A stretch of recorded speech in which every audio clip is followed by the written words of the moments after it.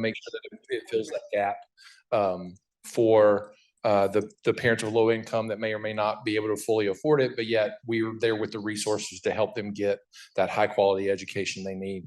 And so I enjoyed the visit. It was an absolutely eye-opening experience to see something that I'd driven by so many times, but never took the opportunity to see what they were actually doing, and to meet their staff and to know that they're doing such things in our community and supporting our people was a great visit. So thank you for that opportunity. Thank you for making it happen. And it was an absolutely wonderful thing. So thank you. Thank you, Delegate Cherry. Again, we do encourage all commission members, contact our amazing support for this commission. Kathy Glazier and her team would be happy to help connect you with a child care provider in your area. We will be asking people to report out at meetings. So if you haven't stopped in one, please make a plan to do that. And now I am going to turn over the next portion of our meeting to my business co-chair, Gary Thompson, to introduce our guest speaker.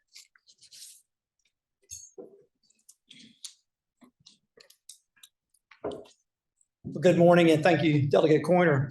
It's my privilege, and we're delighted today to have and welcome Dr. Cynthia Osborne, the founder and executive director of the National Prenatal to 3 Impact Center and a faculty member at Vanderbilt University.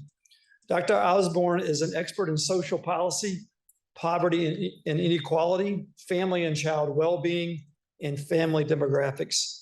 She has extensive experience with long-term evaluations of state and national programs, which we're excited to hear more about today, with the aim of helping organizations understand what works and how to create sustainable programs like we want to in Virginia. Previously, she served at the LBJ School of Public Affairs at the University of Texas, Austin, Hook'em Horns, for all of our friends out there. She served as a member of the National Academies of Sciences, Engineering, and Medicine Committee to reduce child poverty by half in 10 years. She holds a PhD from Princeton University, a master's both from Harvard and from Claremont Graduate University. Today, however, Dr. Osborne is joining us to share the research conducted by Prenatal to 3 Policy Impact on the return on investment of the recent expansion into early childhood education in Virginia, and that you all have heard much more about in our earlier meetings. Dr. Osborne, we're delighted to have you today. Welcome to the stage.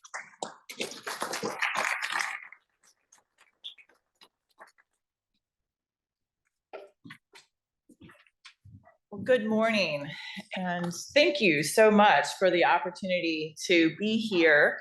We've had the pleasure to work with Kathy and her team over the last 8-9 months now to really better understand what it is that you've done here in Virginia, and to try to put some sort of dollar amount on what that really does in terms of improving the lives of families in the state, as well as what it does for the state's economy.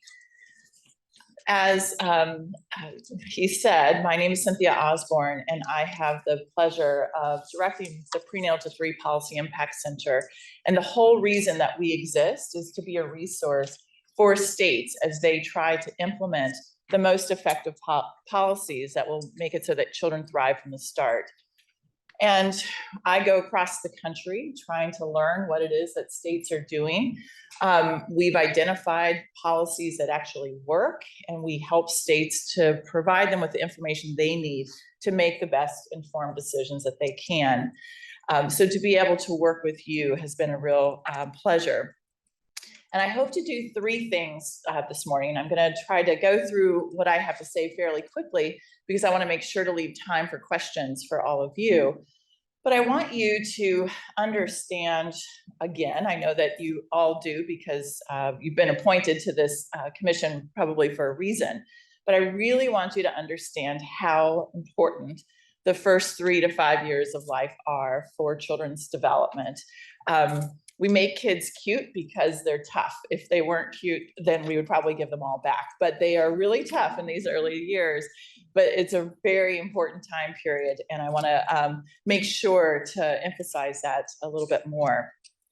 I also want to stress to you how important the work that Virginia is doing has been for the field of childcare writ large.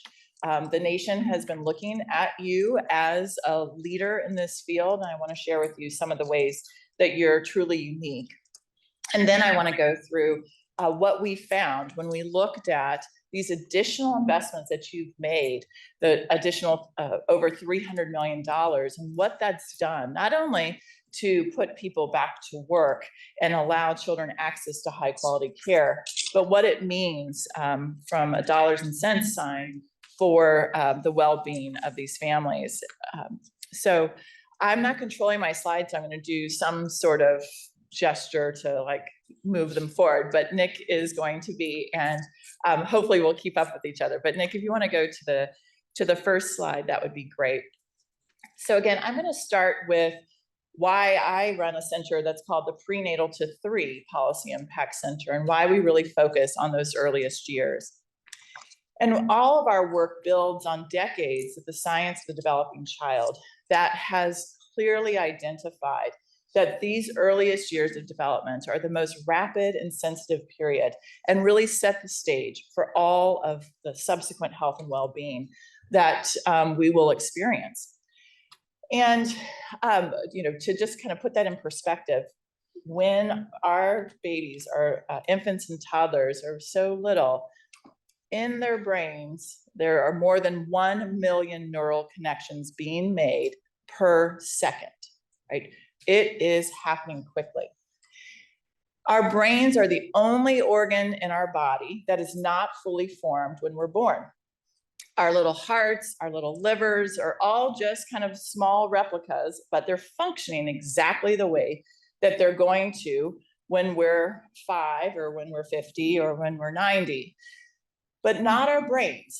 Our brains are born as a supercomputer waiting to be programmed. And they are not blank slates, like they really are a supercomputer, but they are expecting input from their environment. And they eat that input up to tell us what language we speak, what is safe, who our people are, what is kind of, scary. All of these things are happening in the earliest years of our life.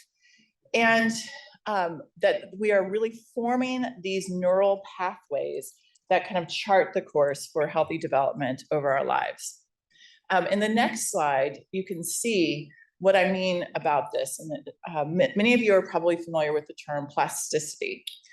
But the plasticity of our brain is really an indication of how able it is to take information and to kind of create these dendrites and neural connections to basically learn, right? This is what learning looks like. And our brains are plastic all the way until we die. So we are still able to learn. But in the earliest years of life, they are expecting input, and different parts of our brain are expecting input at different times. So you can see things like sensory pathways of actually, if you can go back for 1 minute, sorry, Nick, of vision and hearing that starts before we're born, but it's peaking right around the time in our first couple of months of life that we're opening our eyes, we're able to see color. That our language development, if you haven't actually heard a sound within the first 6 months of your life, you'll never be able to make that sound in the natural tongue of that. Like that is something you'll work hard to do for the rest of your life.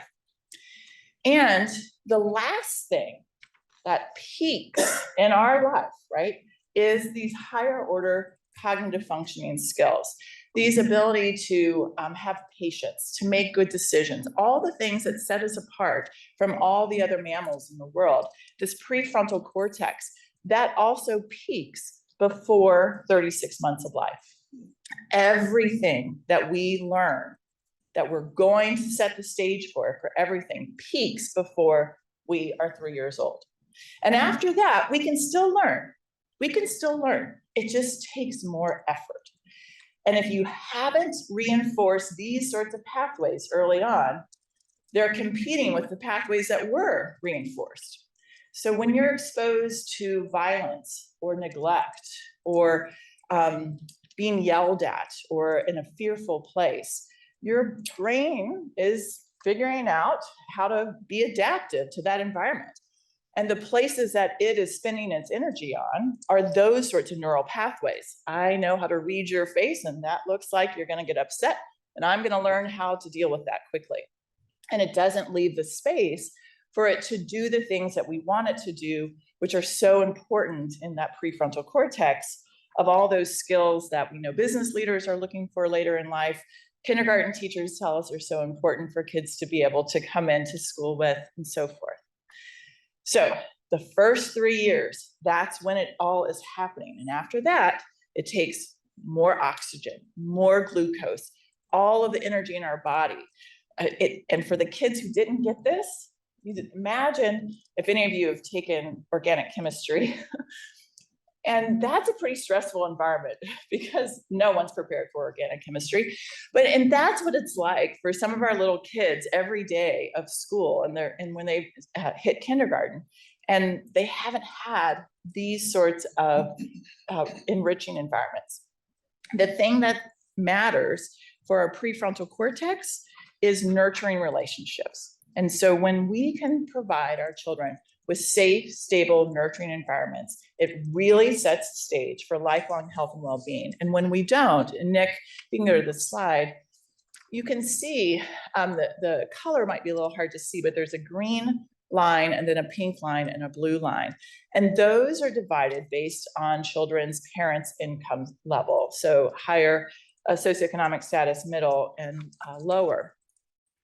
And these are brain measurements of the kind of gray matter. This is all the crinkling that goes on, the neurons that have taken place, especially in that prefrontal cortex. And you can see that at 5 months of age, every kid is born with the same sort of potential, right? They all look very similar. But over the course of the first 3 years of their life, that has really started to diverge already based on what they're exposed to, what is being strengthened, which pathways are being strengthened, and which pathways are not. So that is why when we talk about childcare, we're talking about high quality childcare as well.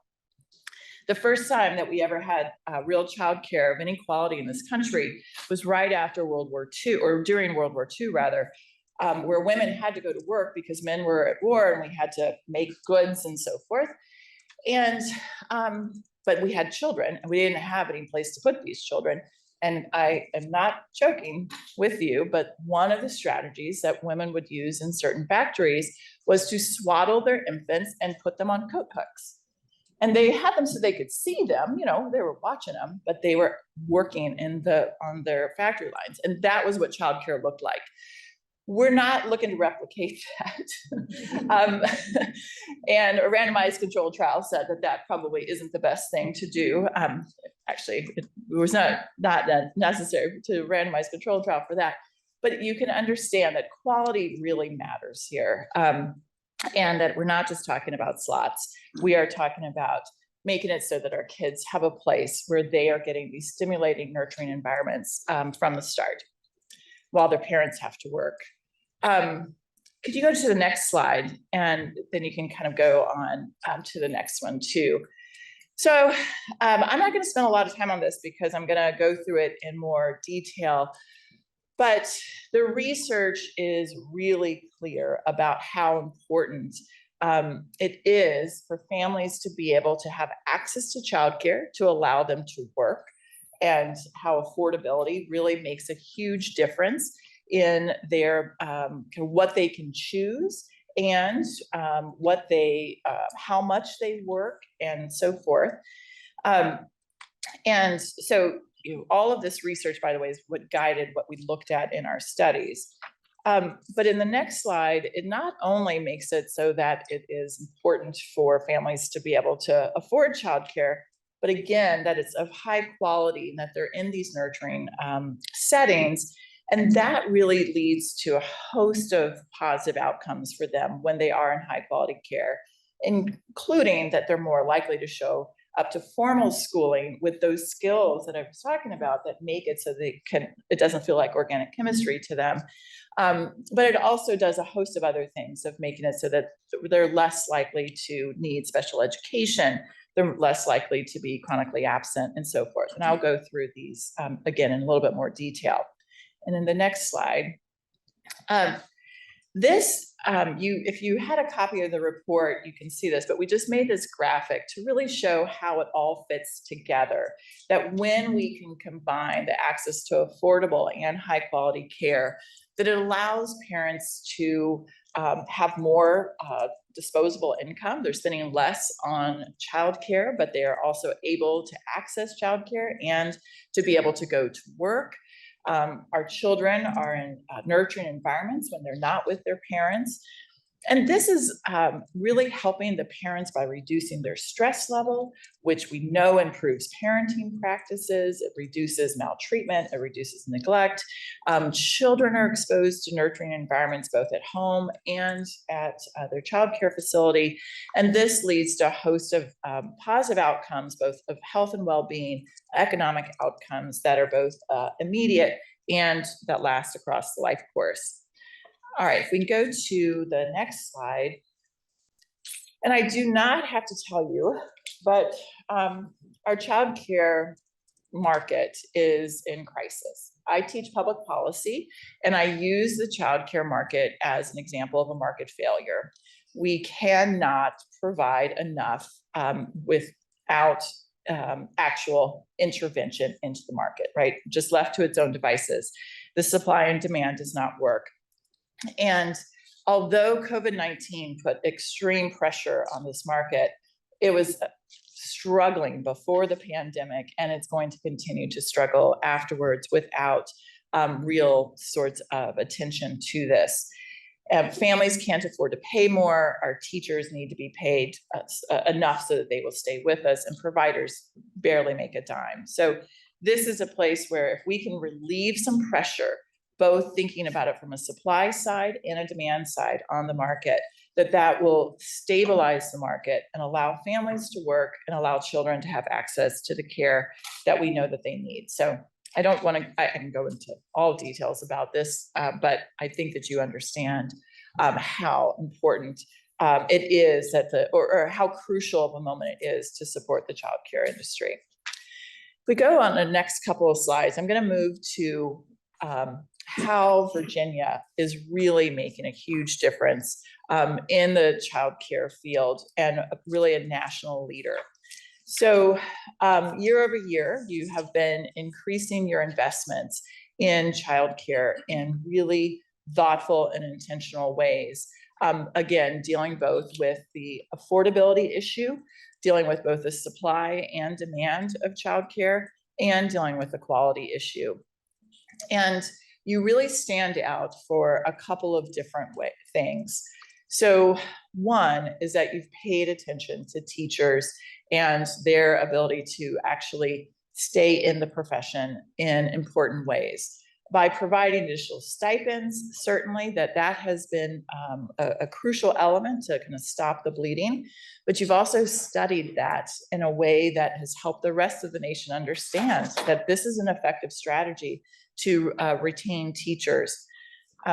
You've also adjusted your rate setting to a cost estimation model. You're one of 3 places in the country that does that, but there are a half a dozen other states that are considering doing that because they've looked to you and New Mexico and DC as examples of a way that actually works. Because it not only supports teachers by thinking about what they need in order to stay in the profession and setting rates that can cover that sort of wage, but it also allows providers to be able to have enough resources that they can keep their doors open and provide the quality of care that they want to and need to provide for our families. So the way that you have thought about both the wage supplements and the cost estimation model has been really important. The mixed delivery system is something that's also somewhat unique to Virginia, or at least you've done it at a scale that others only want to emulate. And why it's important is, in addition to the fact that it gives families more choice as to what it is that they, where they'll leave their children and what's available to them. And it's important in these kind of public-private partnerships.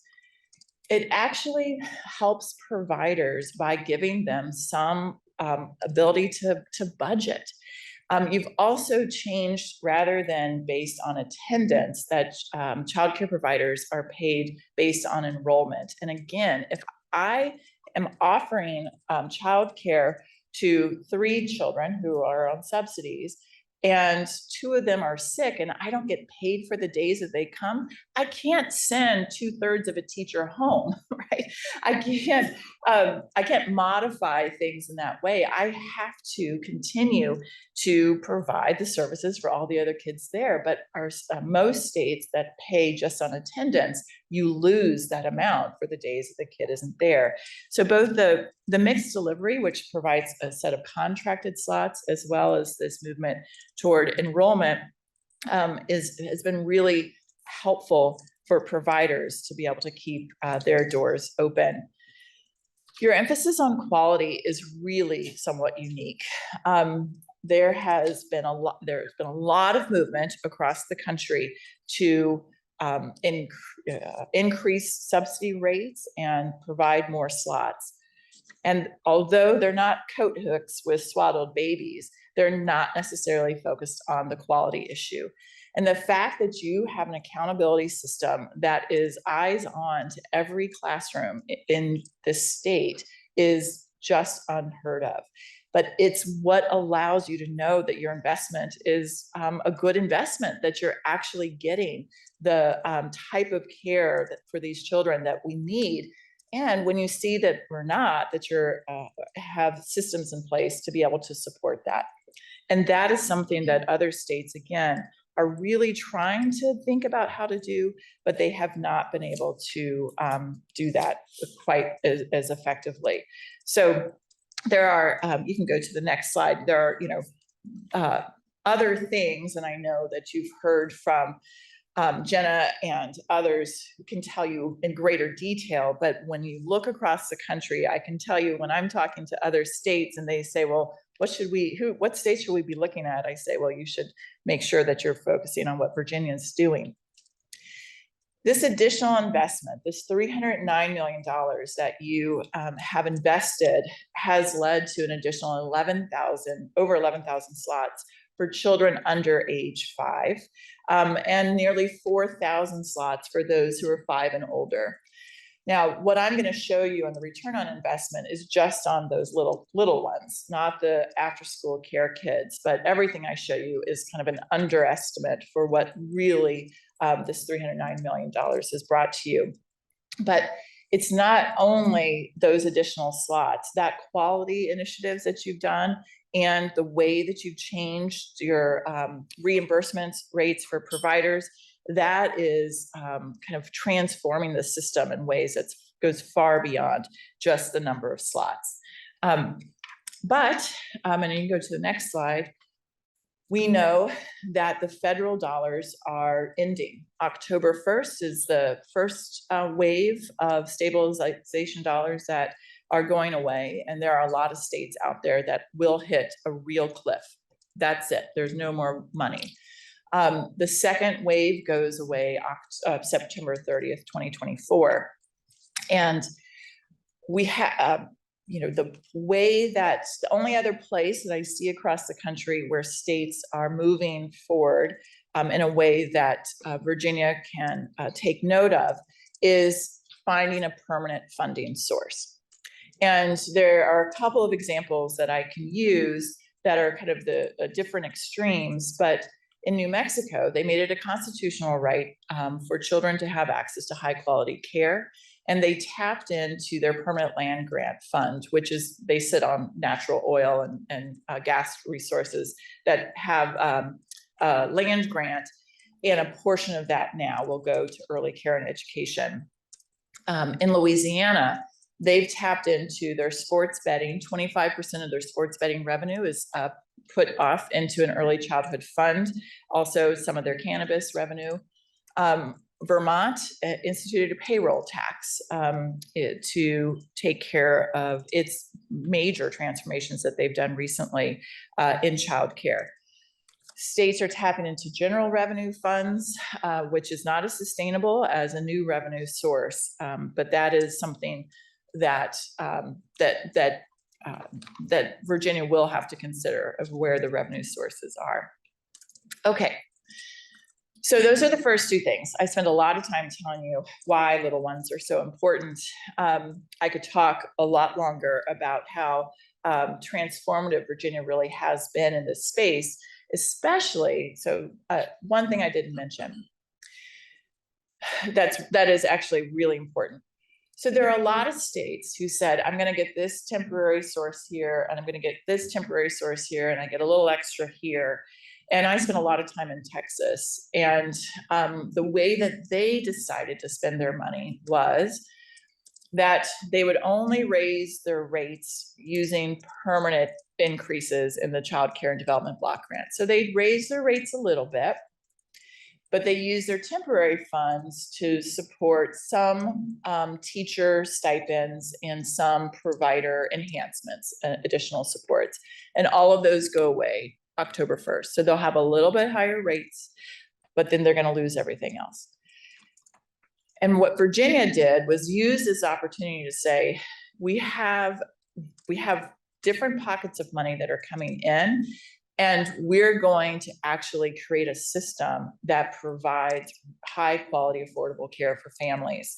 And that is a different sort of approach that there's only a handful of other states that took that approach. A lot of states just kind of use this one-time money to not make a big difference in their market overall. They just stop the bleeding, and that's not necessarily going to help them. And the additional, we couldn't do the same study in those states that we did in Virginia because they were just kind of using it to plug holes, and you guys really made some transformational changes. So if we go to the next slide, I want to just tell you kind of what our approach was and why Kathy doesn't like me.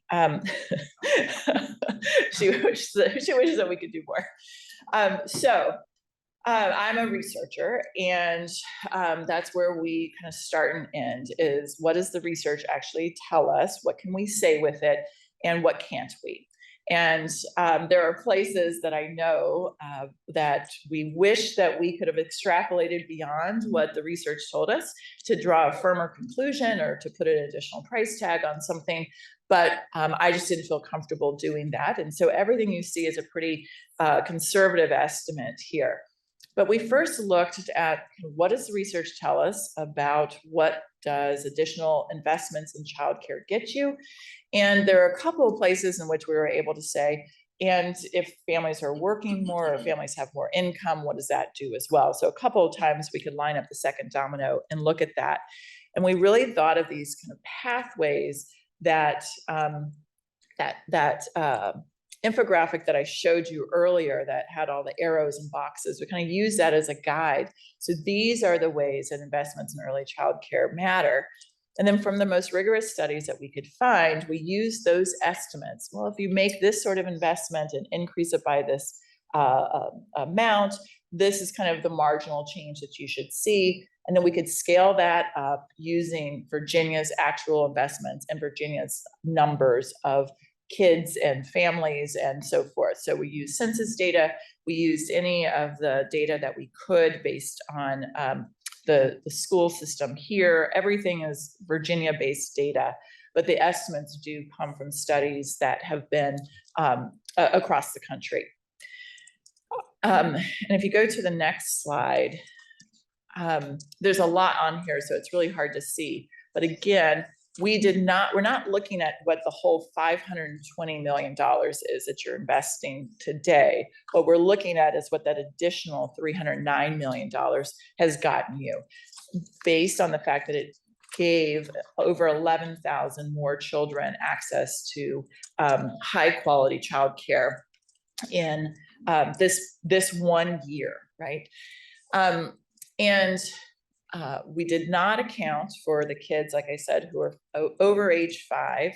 And we didn't take into consideration all the impact that it had really on providers and on stabilizing the market. So there's several different places in which this is an underestimate, but this is kind of 1 year's investment, and what did it get us? In the next slide, you can see that we broke this up into 3 different buckets. One is, what did it really put into people's pockets today, and what does that mean for state coffers as well? And these are things that you will see on a recurring basis, because this is additional money that goes to families because now they can work. We also looked at what happens to those 11,000 kids now when we think about their educational outcomes and achievement. What will that look like when they get to school? And then we used research that looked at that were longitudinal studies to say, well, what does that mean then for things like graduating high school or college attendance and so forth? In the next slide, I'm going to begin by really talking about the things that you see today and that you'll see this next year as well. So by investing this additional money, there were 10,700 moms who were able to go back or go to work. And that is a huge influence on the labor market in terms of just, we know that employers have been hungry to get people back into the labor market, and that families cannot work if they don't have childcare. So the best estimate, the most conservative estimate that we have, is that these additional $300 million led to nearly 11,000 jobs. It also, because of the additional income in these families' household, lifted 5,500 kids out of poverty. And we can put some price tags on what that means. Actually, if you, not quite yet, Nick, we can put some price tags on what that means for kids. There's some estimates that's, over $1.8 million over your lifetime for kids, if we kind of pull them out of poverty, or it can cost us $1.8 million for kids who are in poverty. But that one is a really hard one to put a price tag on. It also did a host of other things, improving families' well-being, reducing stress. There's reductions in child maltreatment from these additional resources into the family and so forth. But in terms of earnings, in terms of what families now have in their bank accounts, we looked at what both the average wage and the median wage is for someone who is eligible for a child care subsidy. And we looked at what the additional work hours would be, and multiplying that together, the estimate is that there's over $360 million into those families' pockets. And low-income families, even high-income families, spend every dime that they make. And so that is money that's going out into the economy. And we did not account for that, but we did take into consideration the income tax that they will pay on that, which is about $30 million. And there's some estimates about sales tax, but we didn't take into consideration the businesses and what that does for them. So this in this first year alone, right, there's about close to $400 million that you are kind of reaping from that $300 million investment. And that will be recurring every year. In the next slide, I'm gonna, in the interest of time, kind of go through both of these things because of both poverty and child maltreatment. I can come back and answer lots of questions about that, and they're both extremely important. But Nick, if you can go to the one that's has the orange boxes on it, so 2 slides up. Thank you. All right. So again, there's over 11,000 kids who have access now to high quality, affordable childcare because of this additional investment. And what we looked at is using your numbers for what kids who have childcare or pre-K, what they look like in terms of being more ready for school, having more likely to kind of pass the school readiness assessment, that there's an additional 2,000 kids now who are ready for school, but for these additional investments would not be. And this is, sets them up on a trajectory of success throughout their life course. But it also does, where we could put some numbers on things. The estimate is that there's over 900 kids who will not need to repeat a grade now. There's over 900 kids who will not need special education services. And the estimate is that there's about a 20% reduction in chronic absenteeism. We don't actually know what the level of chronic absenteeism is in the state. In the time that we did this, we didn't have access to those data. But I know that that's a priority for the state, both school readiness and reducing absenteeism. And there's about a 20% reduction. And being chronically absent, especially we use a 6th grade measure, is one of the greatest predictors that you're going to not graduate from high school. And in the next slide, we see that there's, again, this year alone is associated with almost 1,300 additional children who will actually graduate from high school.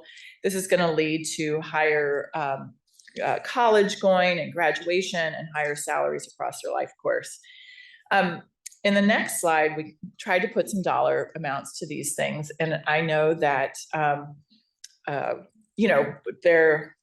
it's hard to estimate all of this, but there are some things that we can say with pretty high assurance. So when children receive, fewer children have to receive special education services, that's a cost savings of about $4 million a year. If we looked across those kids' educational trajectories, that would be about $50 million. If we looked at the fewer children who have to be retained in a grade, that's a cost savings about $12 million. And if we added up what the estimates are, that if you graduate high school versus not graduate high school, and you kind of think about the aggregate benefit, that's nearly $400 million in cost savings and additional revenue to families and so forth when you put all the economic benefits together. So this is not this year. These are things that you will see as the kids enter into school and become adults. And this is an additional $400+ million in impacts. But it's substantial for the kids and for the economy over time. This is the workforce of the future. But I just want to make sure that you understand the difference of the nearly $400 million in year one that will keep recurring. And this is what you get as these kids get a little bit older. All right, in the interest of time, I think I'm going to wrap this up. If you don't mind, Nick, going just a couple more slides, just to make sure that one other slide. Thank you. So again, kind of the big numbers are additional $364 million in disposable income that families have in their pockets because they were able to work. It increases economic self-sufficiency. It increases the spending. It increases their ability to pay their bills, to care for their kids. It lifts their kids out of poverty. And about $30 million of that will go directly back to the state, or 30 million is coming directly back to the state. And over the life course of these kids, it's anywhere between, it's over $400 million in economic benefits and cost savings. So I'm going to stop there so that you have time. We have time for questions. And my apologies if I spoke longer than I should have, because I did hear you're supposed to be staying on time, and that's not always my strength. So I'm going to stop there. Oh, I should say that there are a couple of summary handouts on your table if you're interested to kind of see the snapshots of things.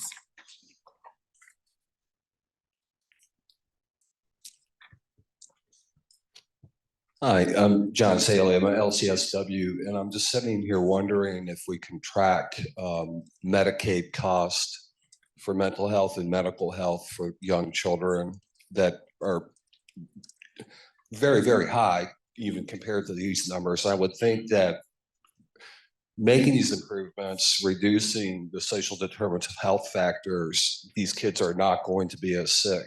Yep.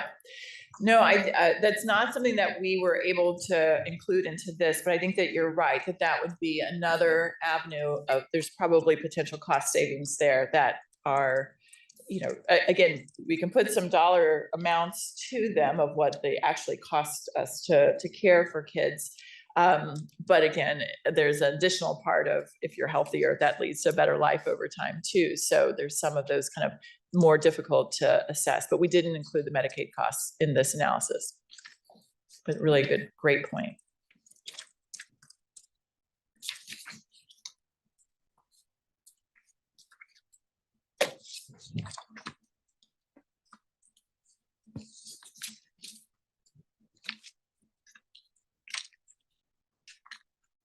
I've been a professor long enough to know that silence does not mean that you either understand or agree, but I'm just joking. But I will be around for the day if you do have additional questions. Yeah. Hi, I'm Todd Norris with Ballad Health. Thank you for the presentation. I applaud the rigor that you applied to it from a research perspective. You stated you think it's underestimated. I'd just like to second that very strongly. You bring up Medicaid, and there are so many other multipliers that could be included from an economic development perspective, healthcare costs. If you take the research on ACEs and what happens to children over their lifetimes in terms of health, just that cost alone. But I think there are probably also a lot of near-term costs that you weren't able to capture. So I just wanted to second that. Thank you for taking such a rigorous research approach to it. But I do believe that those of us who look at economic development studies and things like that could apply a whole lot more multipliers to this and get some bigger numbers. Yes. Kathy would have liked for us to do that too. The asterisks on this page give her a little agita because we're like, well, we don't know that we could actually put a number there. Because, we wanted to be as conservative as possible and feel like we can stand behind these numbers with confidence. But I do not doubt for a second that there are a lot of other benefits that should be considered and things that are also priceless.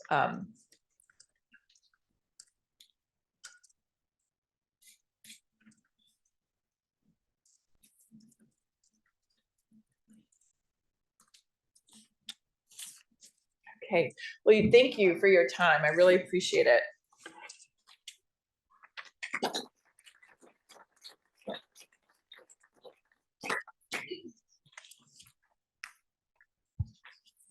Well, Dr. Osborne, you may not be done answering questions yet. At your tables, we're going to spend the next 5 minutes taking the summary of slides that you have. I know friends at my table, at the green table, I saw them taking notes in the lines on their slides. But chat with your table mates about what stood out to you from the presentation. I would encourage you to try to convert what you wrote down on your slide notes into sticky notes. And as you're talking at your table and you either have questions or you have things that stood out that you think we should think about in our activity that's a little bit later, centered around putting our priorities for our report, we're going to spend about the next 5 minutes at tables having a discussion and hopefully putting some things down on sticky notes. So the timer starts now. And our friends on Zoom, you have a chat box and you all can communicate that way as well.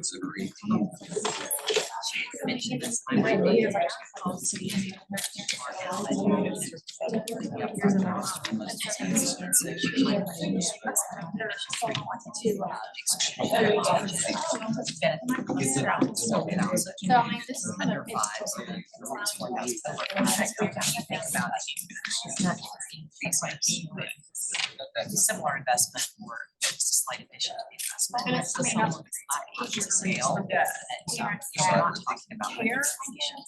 Rather than have that broader reach, that would just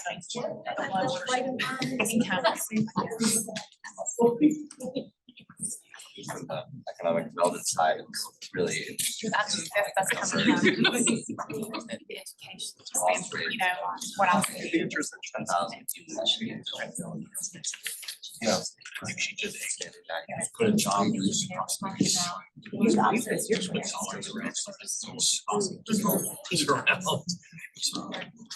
I can come up with 1,000 wonderful questions. One out of work means you're keeping them in a place where they're in a negative situation, and they have an to get out, right?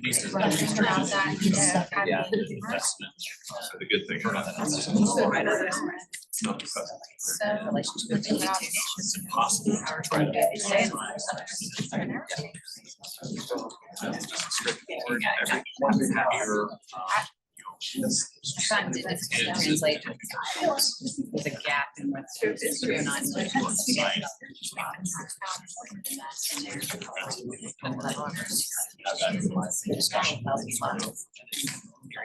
People. So we're not even, we're just looking at the outcome there, or not. They place to making sure that their interactions.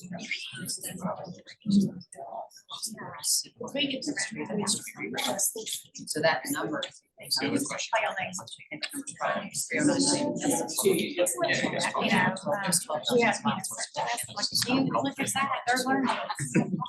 where they learn. The difficulty of defining the number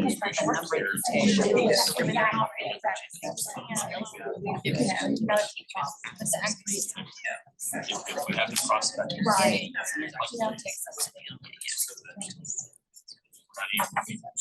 Sustain program. Yeah.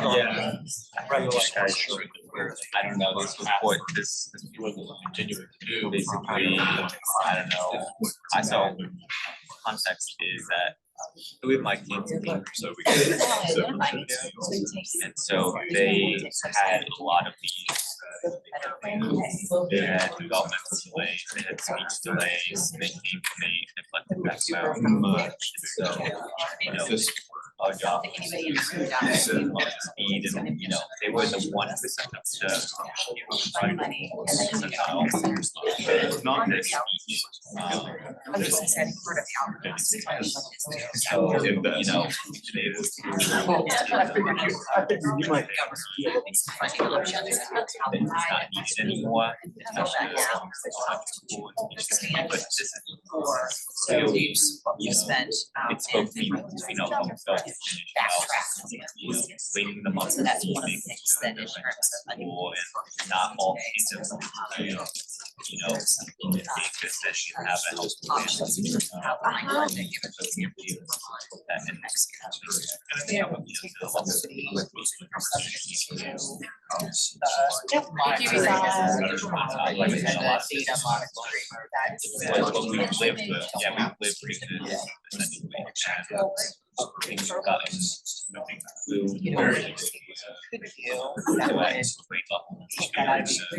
Say whether you accept state dollars or not, we're going to be looking at quality of education here in Virginia, period. And that's what we should have the information. We make a lot of folks who run centers that have. Yeah, that yeah, they look they at, would I think have we need to actually share just some the of opposite, those but you're like they data. gotten to Someone the has point where everybody would have, every parent, every provider would know. Yeah, we can run that, yeah, so Survive, it's just, and they're on Medicaid, so it's a lot. The state to, you know, I think there's the issue of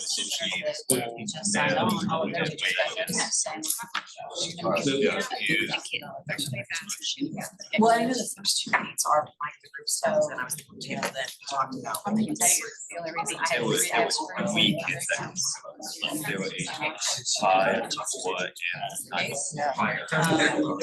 And even the 9.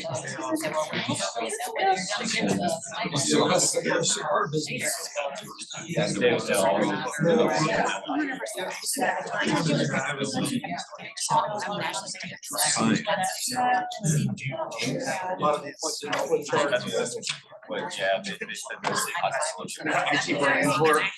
We essentially had to make that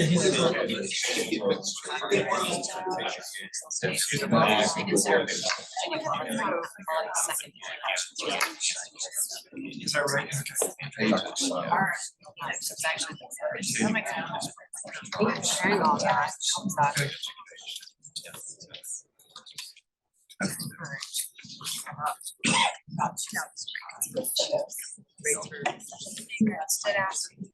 Still some.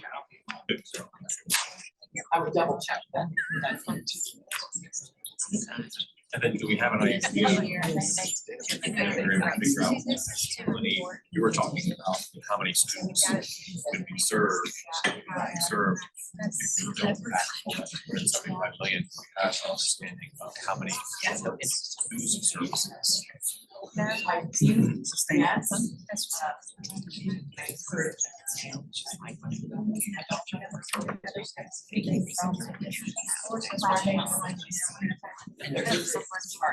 All right, we're going to bring our table discussions to a close. Did your discussions result in any additional questions or thoughts to share with Dr. Osborne? I'm going to see if she wants to come back and join us. Raise your hand if there's something you heard from something at our table that sparked either an additional thought or additional question for Dr. Osborne.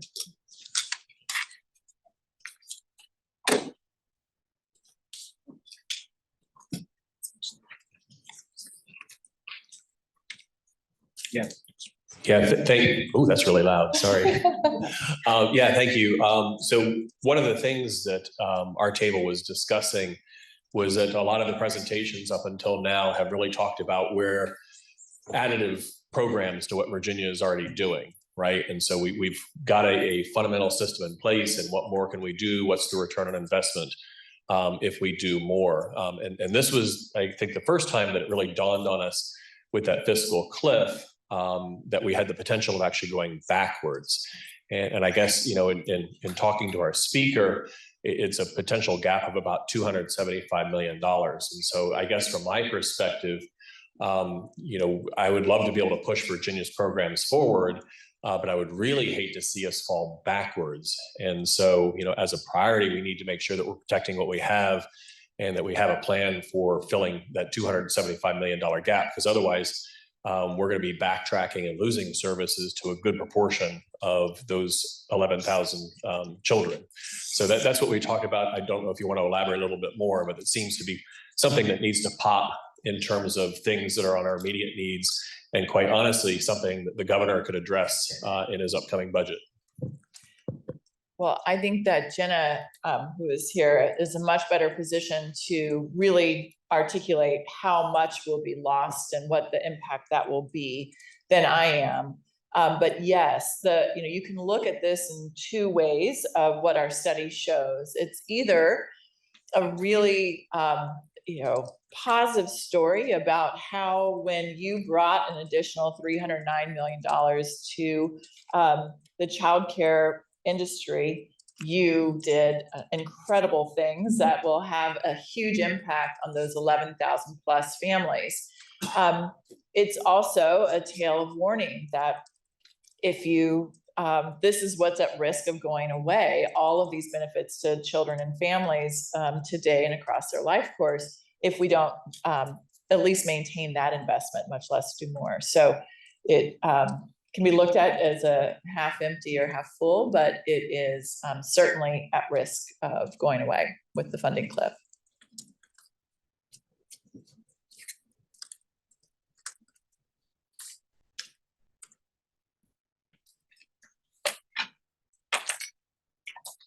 Okay, again, I will be here if you have any additional questions that I can answer for sure.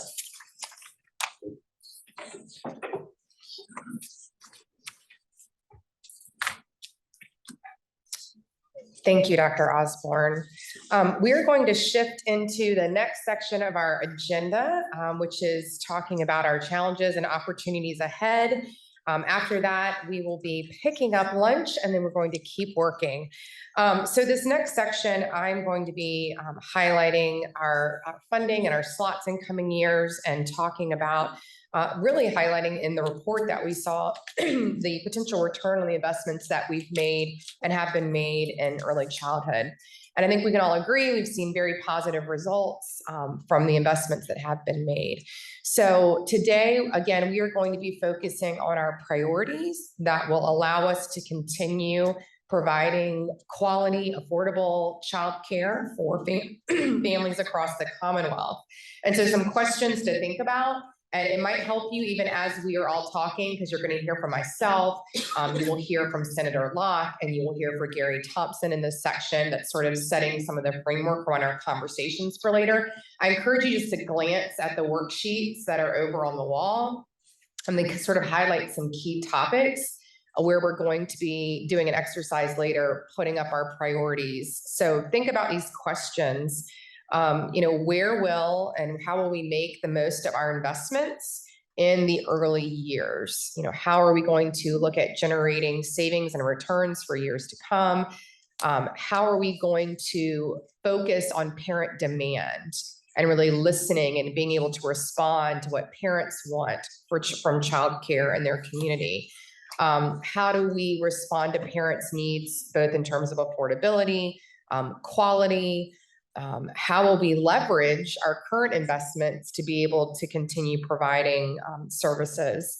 I would ask you to think about the question about how we leverage to impact our workforce and our parents who are working. So think about that lens as you're reading the 8 items about, again, that parent voice. So keeping that at the forefront. And also thinking about how our early childhood care and education system impacts our adult workforce as well. So both positively and negatively if we don't have the investments there.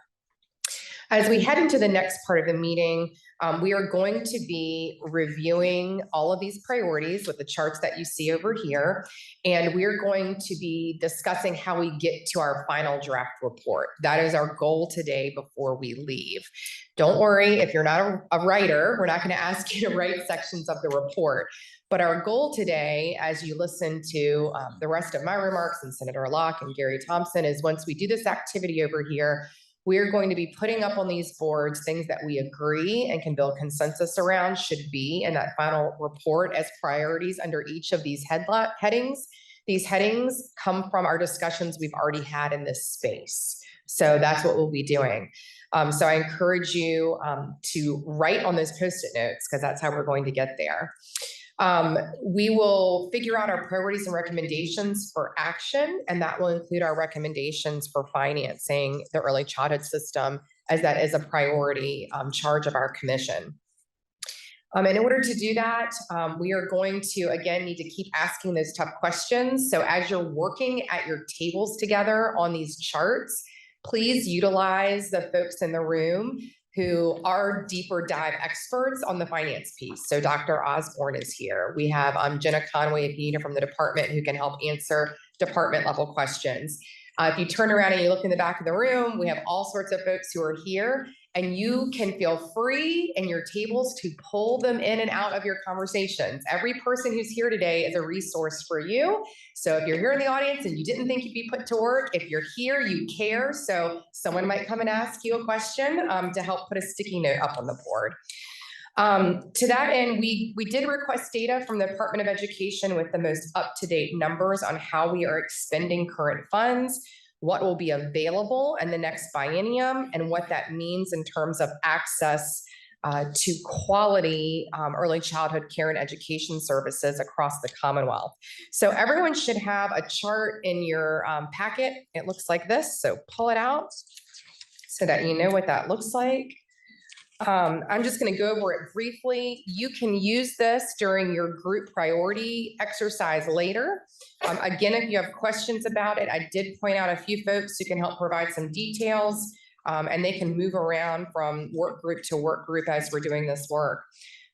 This table lists out the available federal and state funding for the programs that Virginia currently administers. And so on the left side, you'll see those totals. You'll see childcare subsidy, mixed delivery, and VPI.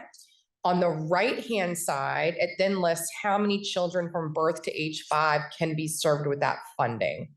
Okay. You will hopefully really pay attention and notice how many children we're able to serve now. It's a pretty amazing amount. We have over 70,000 this year, with over 44,000 children on the child care subsidy. You can see that number there. An additional 2,500 in mixed delivery, and more than 23,000 3- and 4-year-olds in VPI. We have never had this many children participating in these programs, so that is a real positive to highlight off of this.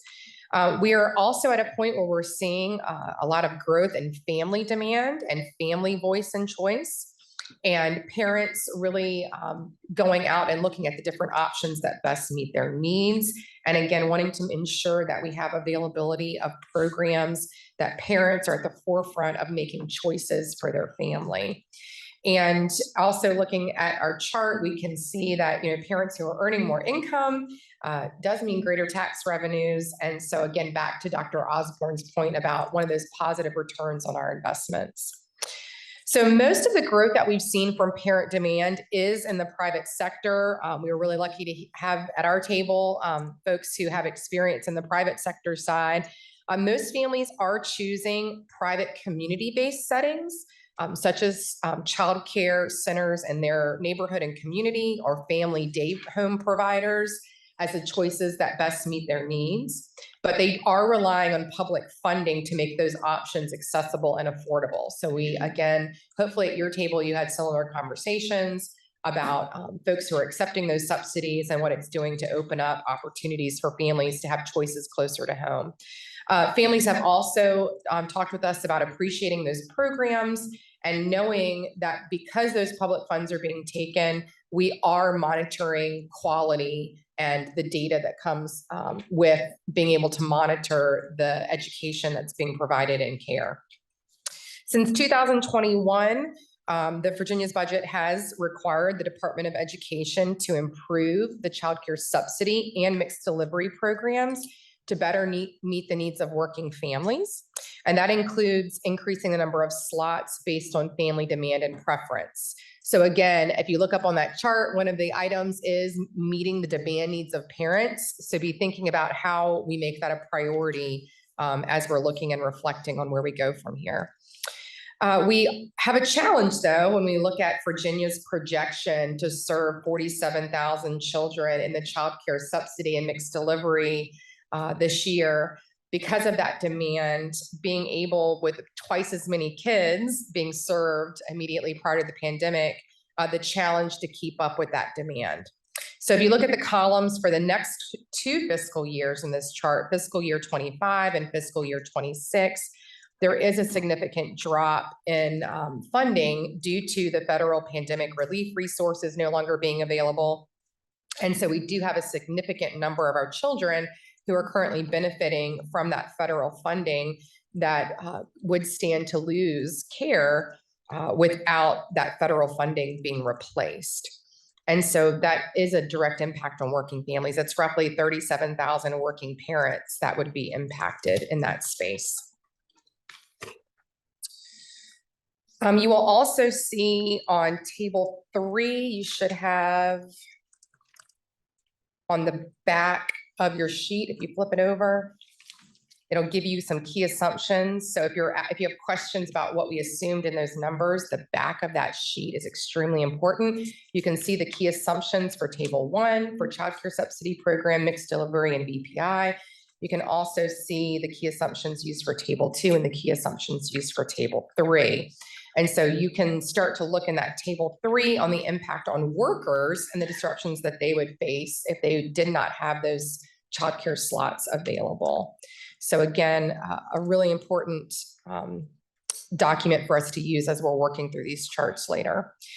Family demand could exceed our available funding as early as March of 2024. So again, it's something we do need to look at and make recommendations for. We do want to ensure that we're keeping children off of wait lists and that we are able to have slots available for them. So 2 things, looking at the lack of availability potentially for new children, right? People don't stop having babies, so those slots continuing to need to be made available as folks come through.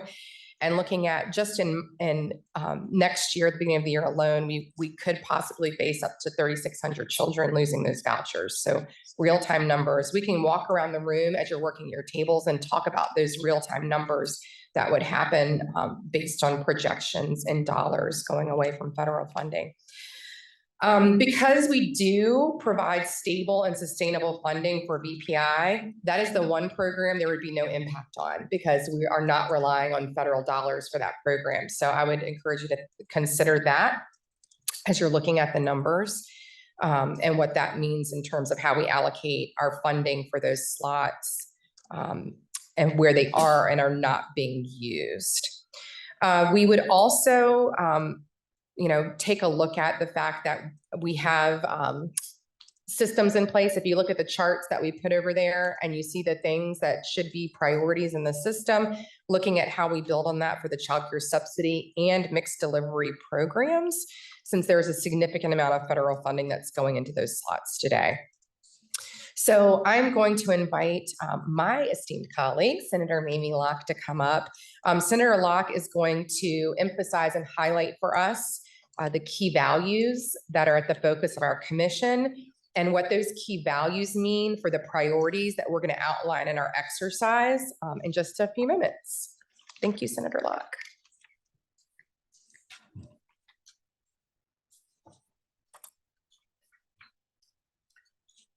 Thank you, Delegate Corner.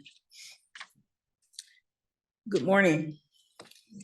As we begin to consider these priorities for action, I wanted to take a moment to remind us of the values and priorities that we have embraced as a commission and how we can leverage these to build on and scale for future success. As we've learned, the ECCE system can be quite complex, as we already know, lots of acronyms, regulations, various eligibility criteria, and so forth. So it has been useful to orient our work in key values that we think about and what we think matters the most and what we consider to be our priorities. We have put these front and center in our report so that readers can understand what is driving these recommendations. We have all agreed that early childhood care and education is essential to the success of our organization and to the success of the Commonwealth. We know that kids benefit, families benefit, businesses benefit, and the economy benefits. All of that is crystal clear to all of us. We also know that Virginia is building a preeminent public-private early childhood system. We have had multiple state and national experts share data and findings that indicate that Virginia has implemented best-in-class practices that are helping to make the Commonwealth one of the best states to live, work, and raise a family. Now, let's take a moment to reflect on those key elements. What are they? As a commission, we value access and choice. We believe that families should be able to access and choose the services that they need and adhere.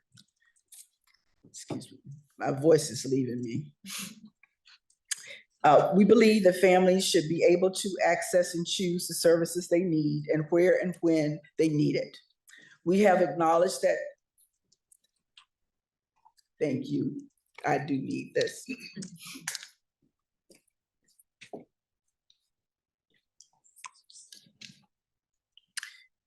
We have acknowledged that there needs to be adequate supply and availability from Northern Virginia to Tidewater to Southside and Southwest Virginia.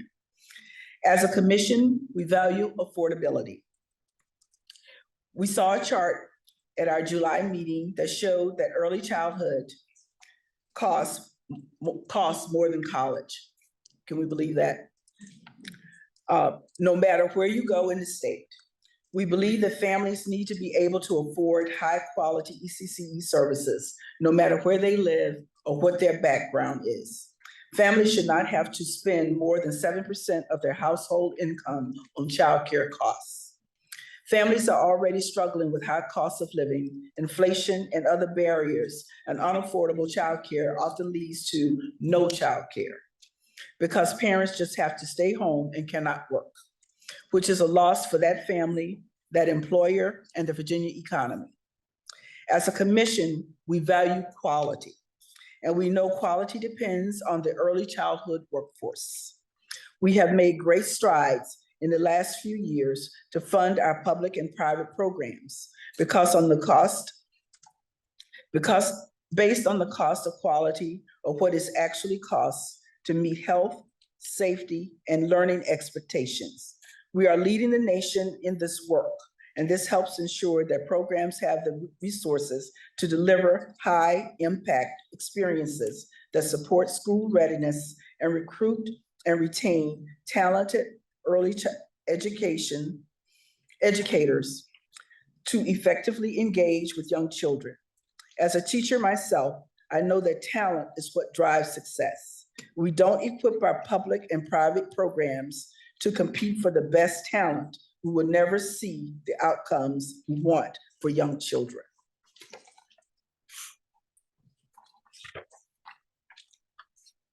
Finally, as a commission, we value accountability. We have seen a lot of data over our 3 commission meetings. This is yet another way in which Virginia's early childhood system is leading the nation. Data is collected, analyzed, and utilized effectively to understand outcomes and inform policy decisions. This means we can be confident in any future investments because of the data and accountability systems that have been put in place. For a solutions-oriented perspective, I am pleased to turn it over to the Commission's Vice Chair, Gary Thompson. As an accountant and business executive, Gary not only understands profits and losses, but how to strategically plan a future success.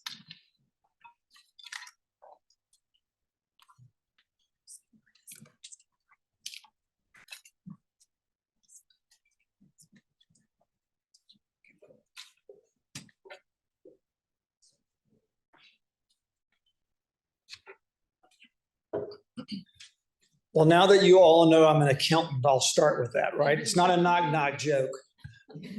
CPAs are famous for being very skeptical of things. We're taught in college to have a healthy skepticism, which makes us spend more time admiring the problem at times than solving the problem. So my comments will be geared to helping us think about solutions. Jenna and I had a chance to chat ahead of time. And don't these things at times feel a little bit overwhelming? And for those of us who are in business, we're used to having a bias to action that says we meet, we came, we conquered, let's get the job done. We're obviously trying to mix the balance of being in government and having impact on future, as well as this great need for bias to action. So I want us to think about the task that's soon at hand for us. And we're a little bit ahead schedule. So what we're going to do is rather than I finish and you go to lunch, we're going to actually start our exercise. So hang with me, all of you who thought that the end of my comments were going to be time for lunch, hang with me just a few more minutes. So what do we need to do to avoid some of the things that we're most concerned about? Or better yet, what do we need to do to continue to build this world-class system that Dr. Osborne has spoken to us about, the progress that we've made at the same time in face of the headwinds that have been articulated? We all know that action is needed and it's needed soon, and we're part of that. So that's why we're here. As Delegate Coiner already mentioned, the flip charts that you see on the wall are the things that we're going to focus on after lunch, and she will share with you some of the specific directions to do that. But our focus is in the next biennium, which soon we'll be addressing and talking about from a public policy standpoint. What are the things that we believe should be recommended to those who legislate and to those who govern to impact early childhood care and education long-term wise? So I don't want to ignore the steep cliff that's in front of us. It's there. It would be foolish for us not to acknowledge the schedules that Delegate Coiner just pointed out to us, or that Senator Locke just talked about when we articulate the balance between what we face and the values that we hold to be most important. So we know that we're not the only state grappling with this, but Virginia has always been a leader in innovation and to thinking about solutions in a different way. And I know that today the commission will take all of us up on the challenge to continue to do that. Now, on the positive side, we can look back at all the great progress that we've made and say, you know, we can do it again, right? I remember sitting in a room similar to this with Kathy and a group of early childhood educators in the Virginia Chamber about 5 to 7 years ago. And we were talking about the steep cliff in front of us and about the challenges. And behold, we made some action or took some action at the legislative level. We had this thing called COVID that provided funding that we weren't expected. And now we're back to not exactly where we were a few years ago, but facing these challenges in a Virginia way. With less reliance on the federal government, what can we do from a Virginia side? So we know from the studies that Dr. Osborne talked about, we've done a good job in making some progress.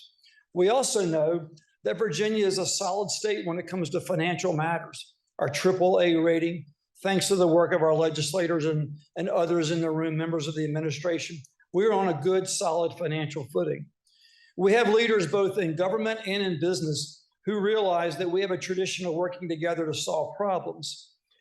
And more importantly, Virginia for a long time has viewed early education not as only just about the things that we're talking about today, school readiness, but it really is inextricably linked between workforce and economic development. So the growth in demands is a good thing for us. The challenge is, how do we meet that demand, of course? So while there's challenges, we can mix those with the triumphs. One of the things that I want to take away from Dr. Osborne's slides, among the many things, is how Virginia has stood out along with a few other states and thinking innovatively. And even though I think there's 8 things up on the wall there, 8 flip charts, we don't need to necessarily limit our thinking when it comes to, within the context of those, what are our innovative ways to do it? Do I believe we can forge solutions? The answer is yes. Do you believe we can forge solutions? I'm looking at a few members of the commission who are shaking their heads yes right now. I hope the answer is, yeah, we really do all believe that. So it's up to us to shine that proverbial light on what our solutions can be. One of the things that I believe is lacking, not only in the situation that we're dealing with, but in a lot of things in business and in government, is being optimistic about where we're heading. Now, what does optimism mean? I can sit and listen to Delegate Coiner talk all day because she expresses things in a positive way. But for some of us, optimism isn't about the ability to stand in front of a group and give a rah-rah speech. Optimism means, do I have clarity as to where we're going? Because once I have clarity as to a plan, even when things are tough, I can view that clarity as optimism that we will get things done. So at our tables in a few minutes, and again, Delegate Coiner is going to come up and share more of our specifics. What I want you to think about is, how can we express optimism to the users of ECCE in Virginia? How can we express optimism to those that will making decisions for us as it relates to a biennial budget? How can we express optimism to Jenna and all the others that have been working with this so diligently behind the scenes? And I think that's our task today, is providing solutions, clarity, and optimism, but using that word innovation. So as a business person, as an entrepreneur, innovation takes place pretty quickly, and we understand the risks.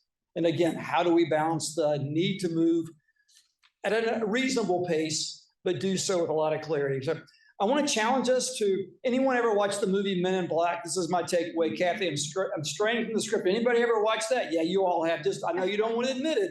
It's below our education level.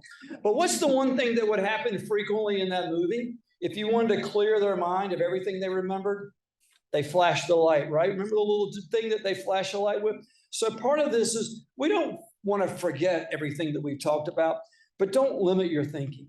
Flash that light a little bit in front of your eyes as we get into digging through these things. And I think we're going to be better prepared for the solutions ahead. So Delegate Coiner, since we do have some time, why don't you take it from here and give us our instructions for after lunch?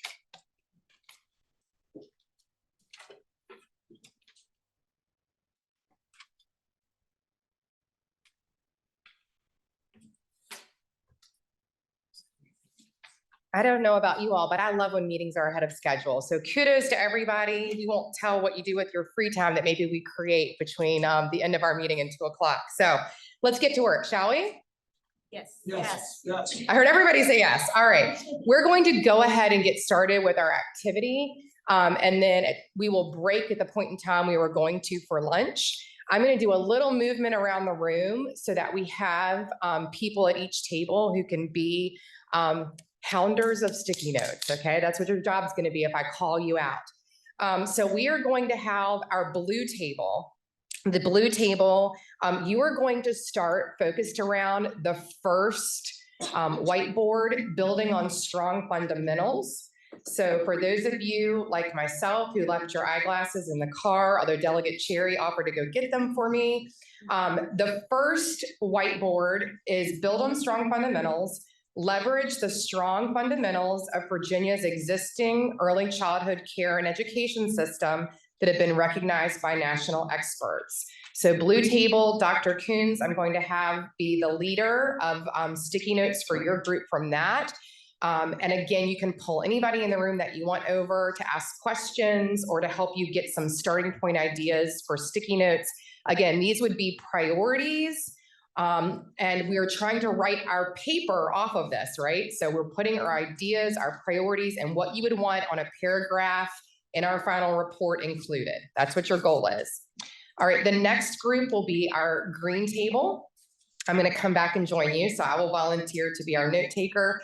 We are the second whiteboard to start with. We are explore public-private funding mechanisms, pursue multiple public and private funding mechanisms to close the gap between demand from working families in need and what current state and federal funds are available. All right. Our yellow table, and I'm going to have Deputy Secretary Gillickson be our note taker and sticky note converter for that. You will be the third whiteboard, which will be apply innovative business sector approaches. Considered as one of the best states for business, Virginia can be a national leader in having business play a larger role, developing and sustaining the early childhood care and education innovations and providing incentives for greater business engagement. That's what you're tasked with, filling the direction we want to go in for our paper.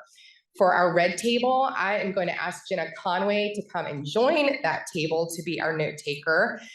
You will be working on the fourth whiteboard, which will be streamline regulations. Streamline the state's regulations, zoning and permitting requirements to make it easier for providers to serve families in need receiving public funds, and to make it easier for families to access and navigate the early childhood care and education services they want. For our Zoom table, Karen is going to be our note taker and converter of sticky notes.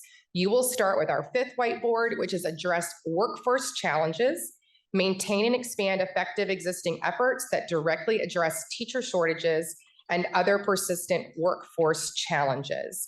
We're going to spend the next 10 minutes working on just your first white paper so we can see how it goes. If we need less time, we will reduce that down. The way this activity will work, your table is working on just that one white paper that you were assigned. You will then rotate and we will eventually, every table will hit every one. Your sticky notes, once we've all hit one of them, we're then going to allow everybody just to float around the room. And if you agree with somebody's, you're just going to add a sticky note to it or put a mark next to it. Take your pens with you and put a check mark with your highlighter so that you say, yes, I agree that that's a priority. That's how by the end of the meeting, we're going to know what there was consensus around were the most important things that need to be included in that section of our paper and what might not need to be included if we end up not having any consensus around it. Does that make sense as the activity? So right now, you are the creators of sticky notes and ideas. Thumbs up. Let's go, get to work. From your table would go and throw your sticky notes up on your whiteboard, and we're gonna get one more in before we grab lunches, and then we will get lunch. So go throw those up and I will give you your next assignment. It's family demand and choice to drive funding. Someone can read aloud at our table that paragraph so that we know what we're doing there. For our yellow table, you are going to be number 7, recognize early childhood as essential to economic development. That is our yellow table. Y'all can read that paragraph at your table. And then for our last table down at the end, our red table, you're going to be data-driven decision-making. And again, someone can read that aloud. For our Zoom participants, you are welcome if you'd like to, in an efficient way, work through recommendations on any that we did in the first group. So 1, 2, 3, or 4 priorities. We're going to spend 10 minutes and then we will break for lunch. Go. All right. Hopefully everyone enjoyed lunch and feels re-energized. If not, Delegate Bulova did bring that bag of cookies, so everybody can have a little extra sugar before we head into our next activity. All right, so everyone did a great job working through the 8 priorities and putting sticky notes underneath what you worked on as a table. The next section of our work is going to be adding to those, perhaps, if you venture over to a board and you see something that might be missing. Or it will be building consensus around, man, that table was really smart and they had a great idea. So you're going to want as a table to take sticky notes with you. You're also going to want to take a pen and perhaps a darker colored highlighter. And I am not going to micromanage how you choose to highlight this because I love the creativity of the sticky notes on boards. So we're going to have the red table. The red table gets to stay pretty close to your home base to start with, and you're going to focus on those 2 boards, one of which you've already worked on, I think. Am I right? Or no, not yet? All right. So what you're going to do, you're going to read over, take your sheet with you that gives you the paragraph kind of outlining the idea. You're going to read over those sticky notes that other tables put up there. If you love one of their ideas, you can either put a big check mark next to it, or you can add a sticky note on top of it that says yes, however you want to do that. Is it yellow table? Is that what's next? Yes. Yellow table, you're going to head to the 2 whiteboards that are over in the center of the room. Green table, you're going to head to the 2 whiteboards that are at the back of the room. At our blue table, you're going to stick close to here. We are going to spend, you're working on both of your white papers at the same time. We're going to try to spend about 10 minutes and then we'll rotate. So we're all going to move. So we will end up making our way through each section of the room. Are we ready? Get set, go. All right. So I'm going to reiterate one more time our goal before we leave today. Our goal is that we come to consensus that under these 8 priorities around the room, that what we have put underneath each of them with sticky notes and what is either checked or starred, or some people put yes with an exclamation point under them, that those rise to the top to be given priority in the paragraph section that we write for the priorities report that we are going to submit. That report, the executive committee is going to put together and circulate to everyone, but I'm going to turn the rest of our meeting over to Gary Thompson to give people an opportunity to either challenge items or voice opinion. But this is our last opportunity together as a group. I'm going to turn the rest of our meeting over to him to lead us through this exercise.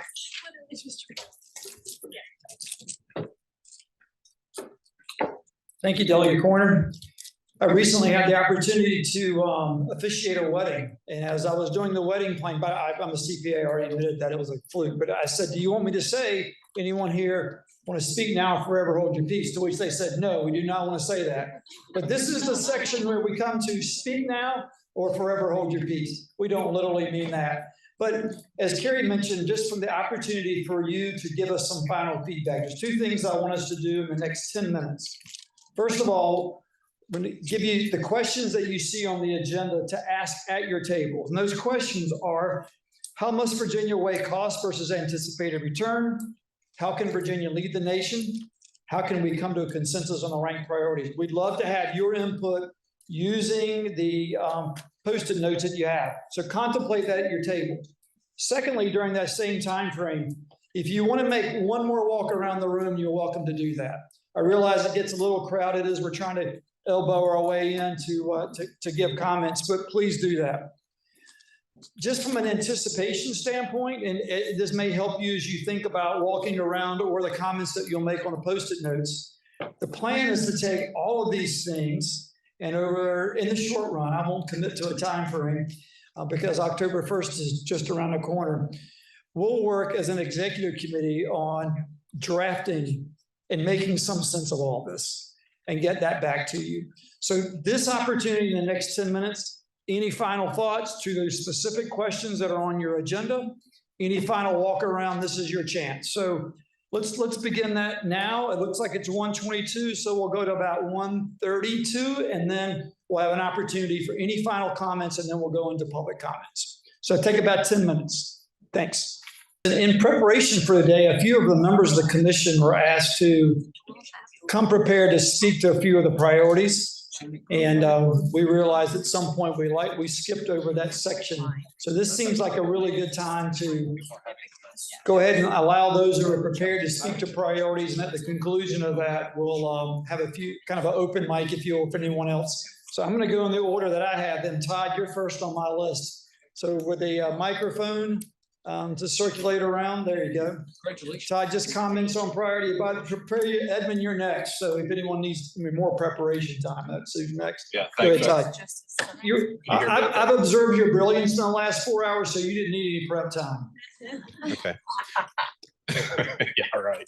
So I think I speak for our group and probably for the whole in saying that I think we need to really reinforce the preservation of what we've accomplished in this.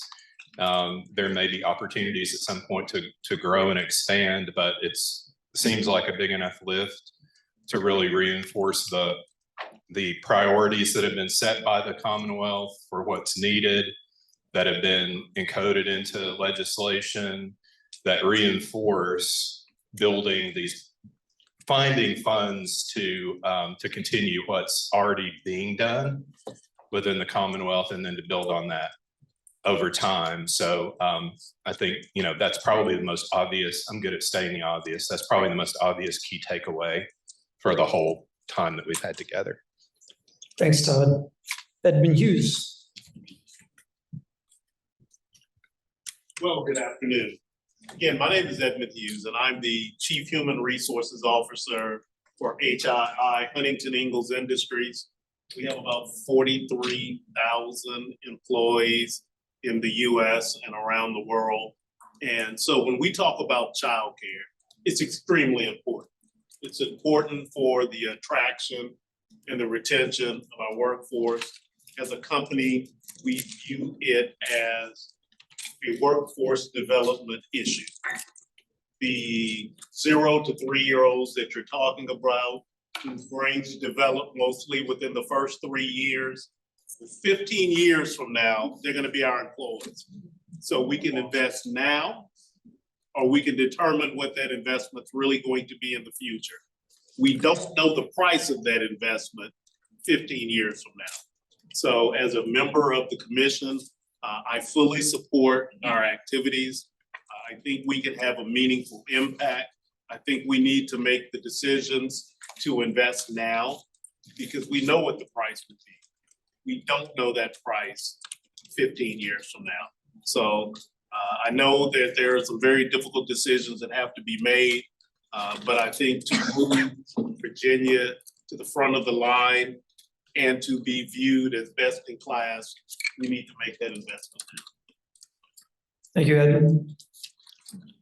Nick.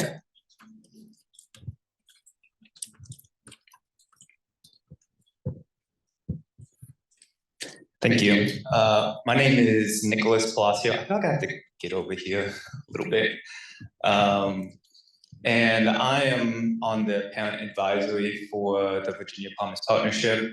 And I'm serving here as a parent. And I thought it'd be helpful just to share my story a little bit. Dr. Osborne's presentation, I felt like I've lived it. And just to give you the story there is that my wife and I took on three boys that were aged 5, 4, and 9 months in September of 2017. And it was very apparent that the children had severe developmental delays due to neglect, speech delays. They were tested into the 1 percentile for their speech ability. And they needed a lot of services, in our care. So it really touches on everything that Dr. Osborne was saying with, you know, getting kids out of poverty, getting them prepared for kindergarten, saving on special education services, you know, all of that ties in. And again, I feel like I've lived that every single component that she highlighted there. You know, when they came to us, we struggled to find care, we struggled to find services. And my father-in-law at the time was a paramedic, and he left the paramedic workforce to care for the children. While my wife, who was studying to become a teacher, so we didn't want her to leave the workforce either, and myself could continue to work. So, you know, I think a lot of the things that we're discussing here, we know is very intertwined. But I hope that, you know, the story that I'm sharing here shows that families all across Virginia are facing that currently. It's not just hypothetical numbers. These are all very real events. And I know I'm not the only one facing this, you know, kinship care, foster care situation. There are a lot of kids that need the support. So thank you for your time and efforts in creating this report and recommendations here. Thank you, Nick. Adam.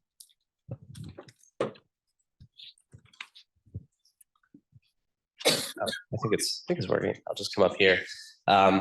Thank you all. For those that I haven't met, I'm Adam Watkins. I'm with the Virginia Economic Development Partnership. I'm here on behalf of our CEO, Jason Alkubi. He regrets he couldn't make it today due to a prior conflict, but he wanted me to share really in the past couple of years at VDP, working with companies large and small, new and existing businesses in Virginia. We've heard loud and clear that childcare is a priority, and it's a major challenge with the workforce and the people that they're trying to hire. People are making decisions either to not work or to reduce hours. And that is why childcare, while it's not often seen as a traditional economic development issue, it is now because it's a workforce issue. So I want to emphasize that any part of a comprehensive workforce strategy that we want to do as a Commonwealth, childcare has to be a part of it, right? And we've heard some great ideas from around the room, seeing the sticky notes about how to engage with our business partners. Businesses will play a key role in that, and we have business partners here that clearly echo those same sentiments. So we fully support the work of the commission and efforts to bring business leaders, practitioners, policy leaders together to ensure that we can expand access and affordability of childcare. Thank you. Great. Thank you, Adam. While the mic is available, any members of the commission want to add any comments about our prioritization or anything else that would help us as we move toward drafting our report? Members of the commission.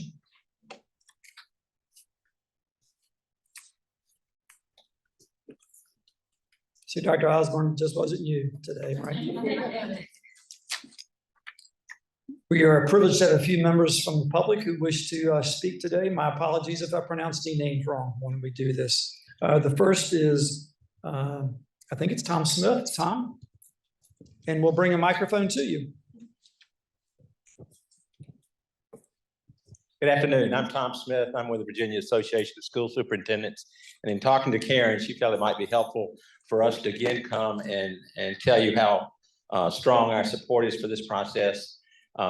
We well documented that the importance of quality childcare when children are in school. And then if you followed the JLARC report on teachers last week or the week before that, there's another link, and that is quality childcare and helping get people back in our classrooms and teach. And so it's multifaceted. It's been a good day. I appreciate this, appreciate Dr. Osborne's talk. It was good to hear. I'm a graduate of Peabody, so it was good to hear from somebody like that. Thank you. Thank you, Tom. Rupa Murthy. Thank you. I'm Rupa Murthy, the CEO of the YWCA Richmond here in the area. It's great to see so many people here working on a very important issue, as you all have identified and given your time to find solutions. The YWCA runs 3 Sprout schools here in the city of Richmond. We actually have the opportunity to expand that to 3 more. So in the past year, we served 100 children, and we were able to screen them 13 of them needed additional services. And from the ages of 0 to 5, they're already receiving those services. We're able to use our high quality screenings from our class system. I hope you all are familiar with those. And we were able to actually score higher than both our city and our region through the Sprout schools. We're a mixed income model. It means families like mine, right? We can come, we can pay full tuition and get full day, full year care in a high quality early education and childcare setting. And one of the things that is really important to us is to create that community, right? We're going to birthday parties across the region. We're going to creating networks about where to go work, right? What jobs are out there, what's going on. And our teachers have their children there too, right? So we are truly a family. I just want to say thank you for working on this very important issue, for thinking about how to increase investments so we can expand, to be able to have infants 2 months old through 5 years old have this opportunity to learn and grow and live together. So thank you guys for being here today. Thank you, Rupa. Anya Billups. We weren't sure if there you are. Thank you, Anya.